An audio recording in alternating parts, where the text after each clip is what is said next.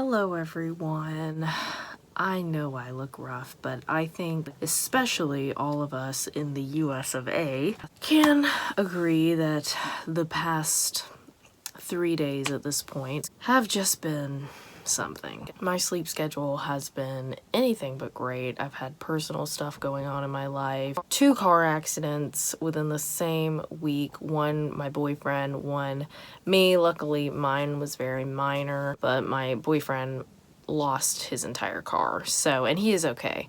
But that on top of the election results, it's been something. So I did want to talk about the election real quick. Just want everyone to know that I want my channel to be a safe space for everybody. I will not tolerate people who feel that it is appropriate to vote in a way that takes away people's rights that I know in my everyday life.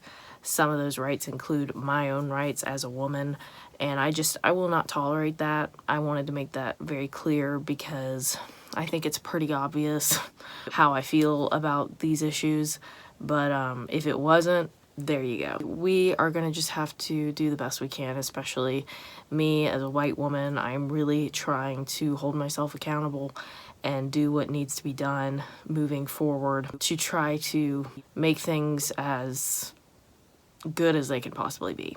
I'm gonna leave it at that. I got a comment requesting this video and I had never thought of it, and I don't know why, because this is actually a genius video idea and I think I might actually make this a series. And this comment said, why don't you read people's experiences meeting Michael Jackson, like fan experiences meeting Michael? And I was like, that's a really good idea, because I have seen people on YouTube tell about their experiences. I found that like right when I was getting into Michael a lot. I know like Reddit has some stories, but we're gonna be reading one today. It's pretty long. This story is from someone on Reddit. They also have a Twitter.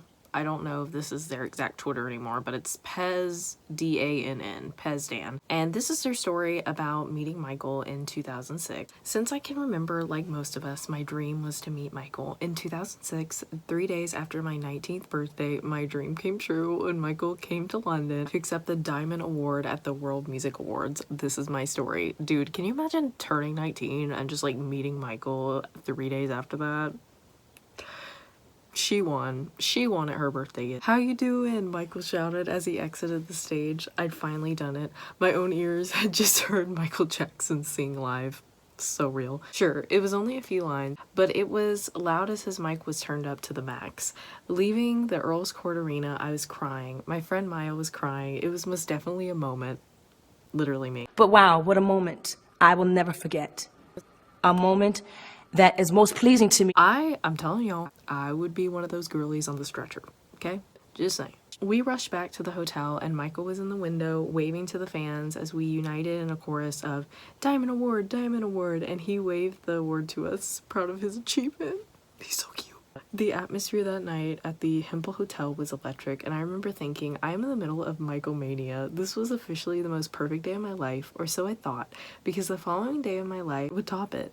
Things calmed down around 12:30 a.m. and we took the night bus back to Maya's, still high on the adrenaline of seeing Michael on stage. Also, I think the only time I've been like really surrounded by Michael fans was when I went to the Michael tribute show this summer and the Michael movie, which I heard it got pushed back, y'all. I heard it got pushed back to October of next year instead of April. I have seen people saying it's because of the award season for movies and also because like Thriller, so that makes sense. Like he's gonna get so much attention. I mean, he's Michael Jackson, so he was already gonna get attention in April, but like now he's gonna get mega attention. So that makes sense, even though I am kind of disappointed because I'm like desperate to see the movie. And also I did hear that Quincy Jones passed away. I also saw that Randy's a Trump supporter. Why is it already stinking? Oh my goodness!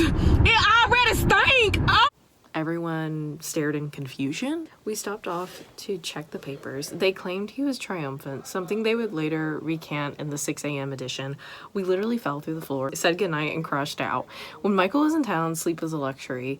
You couldn't afford to lay in bed through fear that he would perhaps do something and you weren't there to be a part of it. I feel that. A group that I like, Psychic Fever, they're in New York right now. I forget exactly where they went in New York, but it was like a pop-up and they were like, Psychic Fever fans, be here at this time. We woke up around 9 a.m. and that was late for us on a Michael day. We got home late the previous night and stayed outside the hotel the night before. We needed it. Arriving at the hotel, we'd had beans on toast for breakfast. I have never tried that. I know that's very popular in the UK, but I've seen so many people on TikTok that comment on UK food and they're like, it looks cold. But honestly, I want to try some UK food. I even want to try beans on toast because I love carbs, okay? The High of the World Music Awards was still there, and so we decided to not rush ourselves that morning. We arrived at the hotel at 12:30 p.m. Again, late for us. I spotted Kim at the front of the barriers and called out to her above the crowd. She turned and signaled for me to wait there and turned back around. Who is she talking to? A few moments later, she pushed through the crowd. Start walking now, she said, and our group slipped away around the corner. Then she turned to us and held up a note, MJ, Prince Edward Theater, 2:30 p.m. in Michael's writing. A note from Michael Jackson needed no hesitation on my part, and I ran into the road to hail a taxi. We were shaking as the cab driver tore through the city streets. We'd promised him double the fare if he got us there in half the time, so of course he was happy to oblige. Okay, y'all got that money. Jumping out of the taxi, we ran to the Prince Edward Theater. My mind was in overdrive thinking, I've got nothing for him to sign. Oh my god, he's signing my arm at that point. I'm getting some kind of signature. So I bought the show program and snatched a pen from the ticket booth. The 5 of us lined ourselves up outside the entrance. We were ready to have a private meeting with Michael. No one was speaking. Nerves set in. That's so me.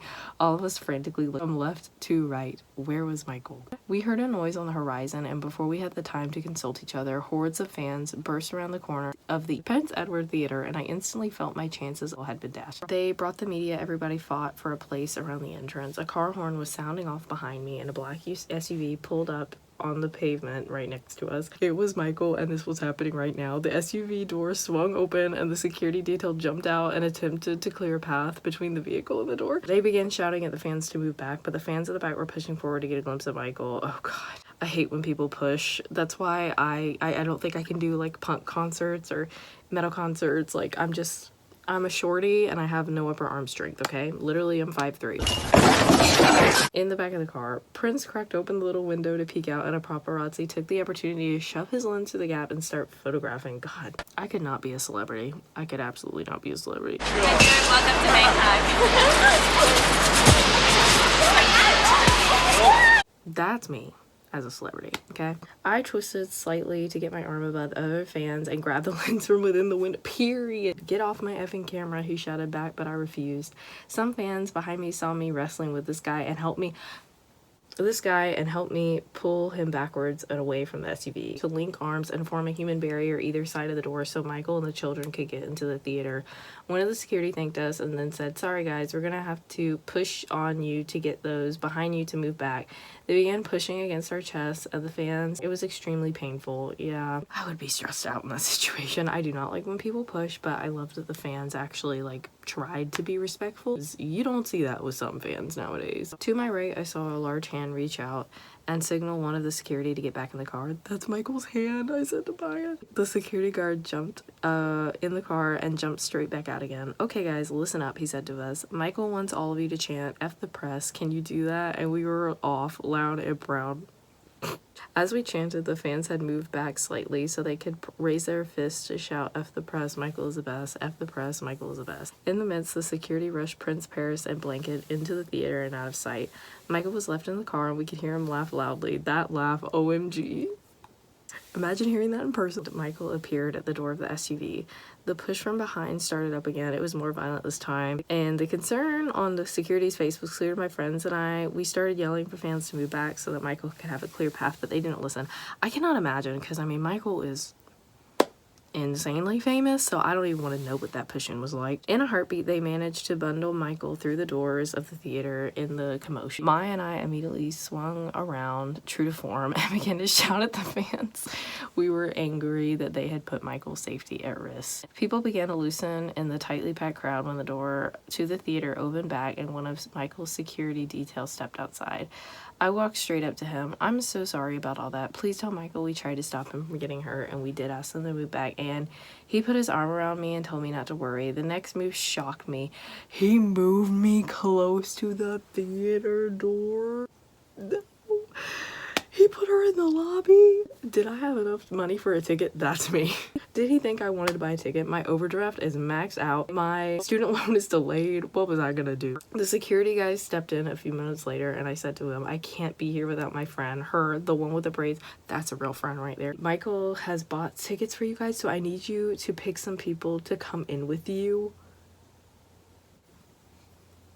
Apparently God is real. So we selected Jamie and Kim from the crowd, but getting them into the theater wasn't easy. The fans outside had established what was happening and began to block those selected from entering the theater. Maya and 2 of Michael's security had to pull Kim after fans were trying to pull her back and prevent her from entering. Once the full section was complete, we were given our instructions. Turn off your mobile phones and pair up. The show has already started. Heading downstairs in our pairs, phones were ringing as fans outside were trying to find out what was going on. Phones off, guys, security told us. Raymond, Michael's manager, and Grace, children's nanny, were at the bottom of the stairs collecting sweets at the stand. I was shaking when I saw them. Suddenly, everything had become very real. Grace grabbed my hand. Don't worry, honey. Michael loves meeting the fans. What? Meet the fans? It would be like a day like this where I look like this. Look like I've gotten 2 hours of sleep in like 2 days. That's the day I would end up meeting Michael. Like, this man is not about to sign an NDA with me if I come in looking like this. Oh my God. We were ushered into our seats as the show was already well into the first act. They took their seats. Kim spotted him diagonal to us, literally 4 meters away. It was Michael Jackson right there. I couldn't tell you what was happening on stage as I was fixed firmly on Michael. He kept lightly touching his hair, taking his sunglasses off and on. No. During one of the slow members, he pulled Blanket onto his lap and pulled Prince and Paris on either side to him close. It was a really beautiful moment. Around 2 minutes before the interval, Michael stood up in the middle of the theater. His security were unable to jump up quick enough to block him, and at that moment, everybody was now aware that Michael Jackson was in the theater. I could not deal with this. Holed up in the Julie Andrews room out in the downstairs lobby, the crowds gathered around the entrance, hoping to catch a glimpse of the King of Pop. After about 10 minutes, the door opened and theater staff came out to usher back the waiting crowds. Suddenly, Michael appeared in the doorway being carried by 2 security guards. They made the short walk across the lobby towards the men's toilets. He was smiling from ear to ear as people were screaming and shouting his name. Now, Michael Jackson, my idol, was literally a few meters from me. Of course, I wasn't going to miss my chance and broke from the crowd. I rushed up to him and reached out to him, managing to rub his hand before he... Oh my God, I touched him. I shouted at my friends. That's me. A man then came out of the toilets looking shocked, his mouth open. Mate, Michael Jackson's in there. Michael effing Jackson, he shouted. Everybody returned to their seats now. Theater manager was shouting, Mr. Jackson is not coming out here, so go back to your seats. Myself, Maya, and Kim whipped behind a curtain, hoping not to be found. The next few moments, the best of my life as a fan. With everybody now in their seats except the Jackson party, there was fuss and noise right across the auditorium. A group of women were trying to hush the crowd when one shouted loudly, I don't know what all the fuss is about. It's only Michael Jackson. Anyway, being 3 seats from the aisle, I reached out to him. He stopped at the edge of the row next to Kim and took hold of my hand and shook it. Michael Jackson was holding my hand. I shook back and stammered out, Michael, I love you so much. He raised his other hand and clasped my hand in both of his and replied, I love you too, how are you? Which I replied, how am I? Me. Now seriously, Michael was talking to me and holding my hand. No one in their right mind would be making logical sense, but to reply, how am I will slap myself to this day. He laughed at me and said, I gotta go. I can hear him saying that. He let go of my hand and walked back over to take his seat. Having just met Michael, we decided not to join the crowds pushing towards the car and instead opted to block paparazzi camera lenses with our hands, which they did not like. The Jackson party pulled away and we headed to grab a taxi back to Hempel. I pulled out my slide phone and sent a text message to everyone in my phone book. OMG, I just met Michael Jackson, and he shook my hand, so happy. Back at the hotel, most fans had already heard we'd been taken into the theater. There was a strange mix between those who were happy for us asking, what did he say? What was he wearing? What did he smell like? And those who were jealous. But ultimately, I didn't care what other people thought. I'd met my idol, and at that time, that was more important to me. I say that I would be like so chaotic when I met a celebrity, but I actually did meet the Jonas Brothers when they did their Atlanta pop-up show, which I actually made a video on back in 2019. They literally set up barricades and came out to like talk to fans because they hadn't really seen a lot of their fans in a while, and I genuinely could not talk to them. I just sat there and looked at them. I could have gotten a picture with them. I couldn't do it. So the fact that I couldn't do it with the Jonas Brothers, there's no way in hell I could do it with Michael. I don't know what I would say, dude. Probably just cry and say I love you like most of the people do that meet Michael. I hope you guys enjoyed, and please take care of yourself during this time, as I know it's a lot. Take care of yourself, and I love you guys, and I'll see you in the next video. Bye, guys.